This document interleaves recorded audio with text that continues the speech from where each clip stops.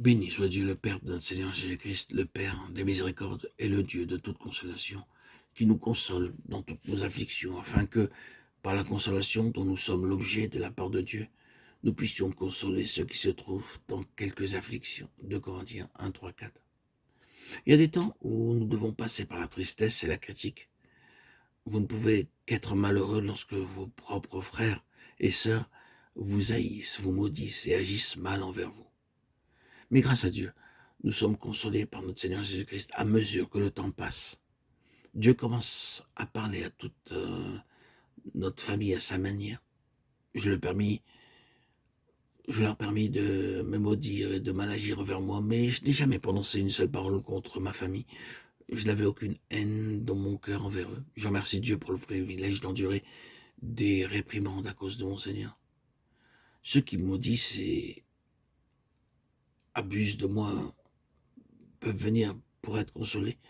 Durant ces jours, le Seigneur s'approche de moi et me dit, je suis toujours avec toi. Il est très cher pour moi à mes yeux, dans mes tristesses, dans mes afflictions, dans mes douleurs, dans mes épreuves. Il me fait passer à travers beaucoup de tristesse pendant plusieurs décennies. Je le dis pour sa seule gloire. Je pleurais pendant des heures, j'étais rejeté de toute ma famille. Mais le jour vint où ils ont eu besoin de moi, dans leurs problèmes. Il y a quelques années, mon troisième frère perdit son frère aîné, un jeune homme de 21 ans. Recevant la nouvelle, je partis en avion pour le voir. Lorsque je vis sa condition, je ne sais pas quoi lui dire pour le consoler. Il me dit, dis-moi, où est ton Dieu maintenant? Que lui est-il arrivé? Je restais tranquille. Je ne pouvais pas lui répondre.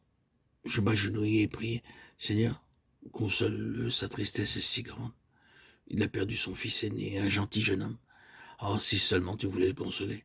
Il changerait aussitôt. Ce même jour, il se leva, changea ses vêtements, se rasa et partit travailler à son bureau. Oh, quelle consolation ce fut pour moi. Ainsi, frères et sœurs en Christ, mes chers amis auditeurs, auditrices, nous devons nous-mêmes souffrir pour pouvoir consoler les autres.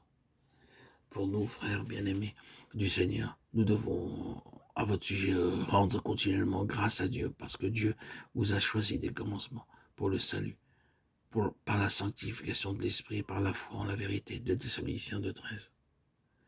Il déclare, vous êtes le sel de la terre. Ceci n'est possible que lorsqu'il vient en nous. Il doit devenir notre sauveur vivant. Lorsqu'il devint notre sauveur, je ne savais rien du salut.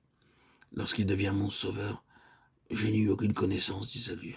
Je n'ai eu aucune connaissance de la nouvelle naissance ou de l'expiation ou de l'Esprit Saint. Je ne connaissais rien du diable, mais le Seigneur m'apparut et me montra l'horreur de tous mes péchés. Puis une voix affectueuse va me dire, ceci est mon corps brisé pour toi et ceci est mon sang versé pour la rémission de tes péchés. Je répondis, Seigneur, ces paroles sont au-delà de ma compréhension, je suis si stupide, si pécheur. Je ne connais pas la signification de ces paroles, mais je sais que ce sont tes paroles, bien que je ne comprenne pas, je les crois. Puis une voix douce se fit entendre. Tes péchés sont pardonnés.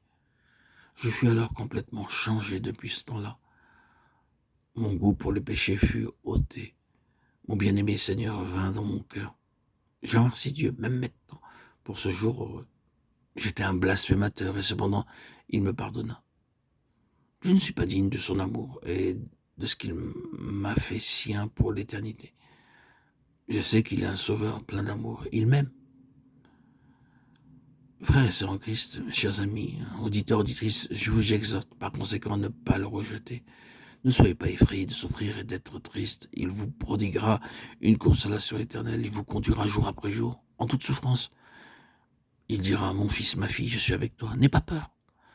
Je l'ai expérimenté en toute tristesse. Je l'aime. Il est mon Dieu.